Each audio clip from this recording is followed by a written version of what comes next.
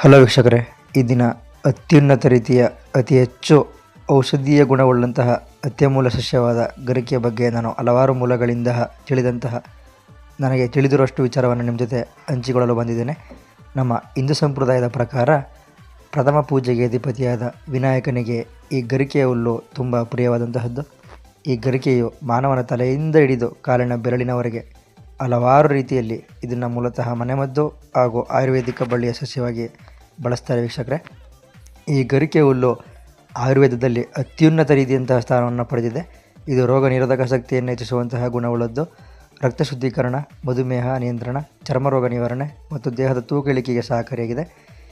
ಈ ಗರಿಕೆ ಹುಲ್ಲಿನ ರಸವು ಮೂತ್ರಪಿಂಡದ ಸಮಸ್ಯೆಗಳು, ಬಾಯಿಯಲ್ಲಿನ ಹುಣ್ಣು ಮತ್ತು ಹೊಟ್ಟೆ ಉರಿ, ಮಲಬದ್ಧತೆಯನ್ನು ಕಡಿಮೆ ಮಾಡ್ತದೆ ವೀಕ್ಷಕರೇ. ಈ ಗರಿಕೆ ಹುಲ್ಲಿನ ಮಹತ್ವ ಏನಪ್ಪ ಅಂದರೆ, ಇದು ಆರೋಗ್ಯವರ್ಧಕ ಅತ್ಯುನ್ನತ ಔಷಧೀಯ ಗುಣವುಳ್ಳಂತಹ ಈ ಗರಿಕೆ ಹುಲ್ಲಿನ ರಸವು ರಕ್ತದಲ್ಲಿನ ಸಕ್ಕರೆ ಮಟ್ಟವನ್ನು ನಿಯಂತ್ರಿಸಲು ಮತ್ತು ಮಧುಮೇಹವನ್ನು ತಡೆಗಟ್ಟಲು ಸಹಾಯ ಮಾಡ್ತದೆ. ಇದು ಹಿಮೋಗ್ಲೋಬಿನ್ ಮಟ್ಟವನ್ನು ಹೆಚ್ಚಿಸಿ ರಕ್ತಹೀನತೆಯನ್ನು ಕಡಿಮೆ ಮಾಡ್ತದೆ. ಇದರಲ್ಲಿ ರೋಗ ನಿರೋಧಕ ಶಕ್ತಿಯು ಅತಿ ಹೆಚ್ಚು ಇರುತ್ತದೆ. ಇದು ಚರ್ಮ ಮತ್ತು ಜೀರ್ಣಕ್ರಿಯೆ ಸಂಬಂಧಪಟ್ಟಂತೆ ಏನು ಕೆಲಸ ಮಾಡುತ್ತೆ ಅನ್ನೋದಾದರೆ, ಚರ್ಮದ ತುರಿಕೆ, ಸರ್ಪಸುತ್ತು ಮತ್ತು ಚರ್ಮ ರೋಗಗಳಿಗೆ ಗರಿಕೆ ಹುಲ್ಲಿನ ಪೇಸ್ಟ್ ತುಂಬಾ ಉತ್ತಮ ಔಷಧ.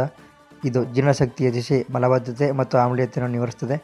ಇದನ್ನು ಬಳಸುವಂತಹ ವಿಧಾನ ಏನಪ್ಪ ಅಂತಂದರೆ, ಶುದ್ಧ ನೀರಿನಲ್ಲಿ ಈ ಗರಿಕೆಯನ್ನು ನೀಟಾಗಿ ಸ್ವಚ್ಛಗೊಳಿಸಿ ಈ ಗರಿಕೆ ಹುಲ್ಲನ್ನು ಮಿಕ್ಸಿಯಲ್ಲಿ ರುಬ್ಬಿ ನೀಟಾಗಿ ರಸ ತೆಗೆದು ಬೆಳಗ್ಗೆ ಖಾಲಿ ಹೊಟ್ಟೆಯಲ್ಲಿ ಇದನ್ನು ಸೇವಿಸ್ಬೋದು.